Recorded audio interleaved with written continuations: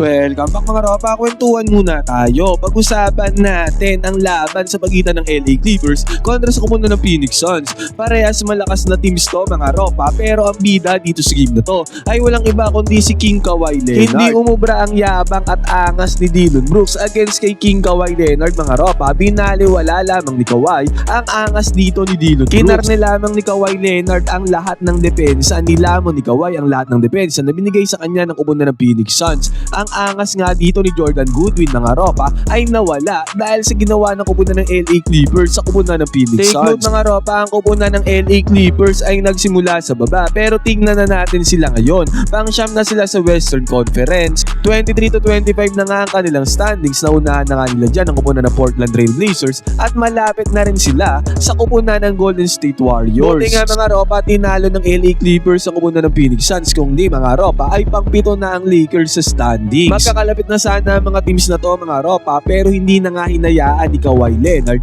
na mabaliwala na ang team ng kupunan ng Clippers. Ngayon mga ropa, dito sa video na to, nawala ang angas na tameme ang kupunan ng Phoenix Suns dahil kay King Kawhi. Ito ang game analysis at breakdown. Phoenix Suns versus kupunan ng LA Clippers. Sa limaw na limaw si Kawhi, nawala ang angas ni Dillon Brooks. Simulan na natin to. Okay game. Ngayon mga ropa, ang unang puntos ng Los Angeles Clippers ay nakuha dito ni Vika Zubac sa 2 points niya doon sa may lalim. Samantalang ang Phoenix Suns naman, Grayson Allen ay nagpakawala kaagad ng kanyang long range bomb. Kumunik naman ang long range bomb dito ni Grayson Allen, basket is good. At after nyan, pick and pop gameplay ang ginawa dito ng kupunan ng Phoenix Suns para magkaroon ng open 3-pointer dito si O'Neal at back-to-back 3-pointers na nagawa din ng Phoenix Suns. Samantala, ang unang field goal dito ni Kawhi ay nakuha niya dito sa may ilalim. Pumasok ang tirada dyan ni Kawhi mga ropa at tinignan pa niya yung sumabay sa kanya. Samantala, ang ikatlong sunod na 3-pointer naman na kumuha ng Phoenix Suns ay nakuha dito ni Colin Gillespie. Deep 3-pointer, basket is good. At after nyan, itong si John Collins ay nagkaroon ng slam dunk doon sa may lalim. Dalawa magkasunod yan mga ropa na nagkaroon ng punto si Colin Gillespie. Yun nga lang si Mark Williams ay nagkaroon din ng slam dunk dito sa may possession nila, easy money. At ang unang field goal dito ni Kobe Sanders ay nakuha niya dito sa may perimeter, basket is good. At after niyan, ang batang-bata na si Miller din ay nagkaroon ng cut doon sa milalim para sa easy 2 points. Samantala, ang kupunan ng Phoenix Suns, Grayson Allen ay nakuha ang kanyang pangalawang 3-pointer dito, easy money. At after pa niyan, back-to-back 3-pointers ang binanatan dito ng kupunan ng Phoenix Suns sa katauhan naman ni Jordan Goodwin. Tinapos naman ni Vika Zubac sa kanyang points in paint ang first quarter na to mga ropa. At pagbubukas ng second quarter, si Christie ay nakakuha din ng tear-up at dito, pumasok din yan para kay Christie. At si Miller din mga ropa ay tear-up shot din ang pinakawalan dito, kaya pagbubukas sa second quarter, 28-20 ang score lamang dyan ang kumunan ng Clippers. Samantala, makabawi naman dito ang kumunan ng Phoenix Suns. Slam dunk ang ginawa nila dito mga ropa, monster slam dunk yan para sa easy 2 points, easy basket. At ang gandang cut naman ang ginawa ni John Collins yung sumigit na ang gandang pasa din. Ang ginawa din ni Vika Zubac, slam dunk ang ginawa dito ni John Collins. At after nyan mga ropa, nice attack, nice drive ang ginawa dito ni Collins, back-to-back points sa kanyang ginawa para sa kupunan ng Los Angeles Clippers. Samantala, si O'Neal naman ang kupunan ng Phoenix Suns ay nakapasok, nakabasket na naman ng 3-pointer dito. At eto na mga ropa, King Kawhi Leonard driving through the basket, slicing through the defense, sabay slam dunk ang ginawa dyan ni King Kawhi. Monster slam dunk ang ginawa dyan ni Kawhi Leonard, basket is good, bumitin pa siya dyan sa may ring. At eto na mga ropa, nagparamdam na sa kanyang opensa si Dillon Brooks, nakakuha siya ng long range bomb dito, basket is good. At after nyan mga ropa, si Grayson Allen sinubukan mag-ambag dito ng puntos mga ropa, yun nga lang nagmindes yan. Buti na lamang si Mark Williams ay nandoon sa may ilalim para sa may putback. At after nito mga ropa, dito sa may fast break, itong si Mark Williams ay naka-receive ng pasa, slam dunk ang ginawa dyan ni Mark Williams dito sa may transition offense. At eto na mga ropa, nakuha na ni Grayson Allen ang puntos dito para sa kupunan ng Phoenix Suns, easy 2 points yan dito sa may layup. At naiwanan na open dito si Dillon Brooks sa may left side corner 3-pointer. Kumonek na naman ang 3-pointer dito ni Dillon Brooks, basket is good. Kaya sa isang iglap mga ropa, naging all 42 ang score bago matapos sa second quarter. Tinapos naman ni Chris Dunn ang momentum dyan ng kupunan ng Phoenix Suns sa kanyang 100 floater shot. At si Kobe Sanders mga ropa, tinapos pa ang second quarter na to sa kanyang fadeaway jumper. Pumasok ang tirada dyan ni Kobe Sanders. Kaya pagbubukas sa third quarter, 49-43 ang score. Lamang ng 6 points dyan ng Clippers. At after pa nito mga ropa, bigay ni Kawhi Leonard ng bola kay Kobe Sanders. Open na siya dito sa may 3-point area, easy money. Sinigundaan pa ni Kawhi Leonard mga ropa sa kanyang strong attack. Ang lupit talaga ni Kawhi mga ropa kahit na out of balance. Pumasok pa rin ang tirada dito ni King Kawhi at after nyan mga ropa, fadeaway falling jumper ang ginawa dito ni Kawhi Leonard. Ang lupit ni Kawhi mga ropa parang Michael Jordan, samantalang ang katunggali naman niya na si Dillon Brooks ay kumonek na naman dito sa may long range bomb. Pangatlong 3-pointer na ni Dillon Brooks dito sa may game na to, basket is good.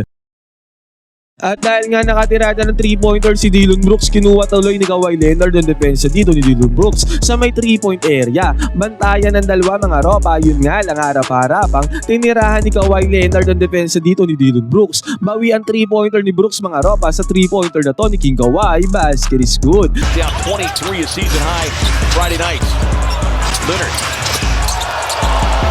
At after nyan mga ropa, napakagandang pick and roll gameplay ang ginawa dito ni Kawhi Leonard at Ivica Nice roll yan at nice finishing para kay Ivica Zubac. Samantala, pagka-swing ng bola kay Grayson Allen, nakapag-convert na naman siya ng 3-pointer dito, easy money. Buti nga mga ropa, nakabawi dyan ang kupunan ng Clippers. Pagka-kick out ng bola kay John Collins, shooter na nga si John Collins sa mga corner 3-pointers, pumasok ang tirada dito ni John Collins. Kaya sa pagkakataon na yan, 12 puntos na ang kalamangan dito ng Clippers na kokontrol na nila ang laro.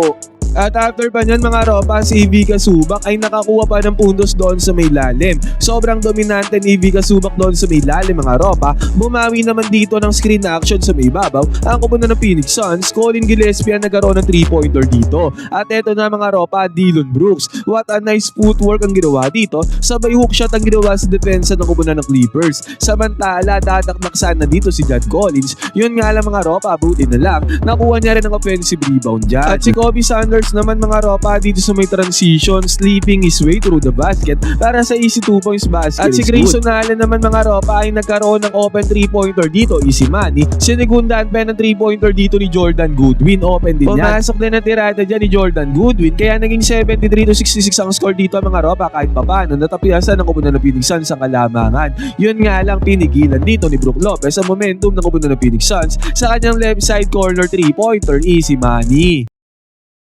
Nagkasagutan na nga ng 3-pointer dito si Jordan Goodwin ulit. Nakabanat ng 3-pointer dito, basket is good. Back-to-back 3-pointers ang ginawa dito ni Jordan Goodwin. Yun nga lang mga ropa, si Ivica Zubac. Sobrang dominante talaga doon sa may lalim. Na lang ang depensa ng kupunan ng Phoenix Suns mga ropa. May sumabit pa dyan kasamang foul. Samantala, nakatirada pa ng 3-pointer dito, itong si Miller. Kaya lumobo ulit sa 85-71 ang score. Lobo ulit ang kalamangan dyan ng kupunan ng Los Angeles Clippers pagtapos ng third quarter. Pagbubukas sa fourth quarter, nakuha pa rin ni Miller yung init niya hanggang dito sa may fourth quarter. 3-pointer na naman ang kanyang pinasok dito, easy money. Samantalang si Grayson Allen naman ay naging successful ang atake doon sa may lalim. Yun nga lang mga ropa, si Miller unconscious na sa pagkakataon na to. Pumasok na naman ang kanyang tirada. Tatlong sunod-sunod na 3-pointers na ginagawa ni Miller sa senaryo na to. Nung binigay naman yung bola doon sa may lalim, binalik agad yan papunta kay Nicolas Batum. Again mga ropa, another 3-pointer na naman. Nagpapaulan na ng 3-pointers dito ang kupunan ng Los Angeles Clippers.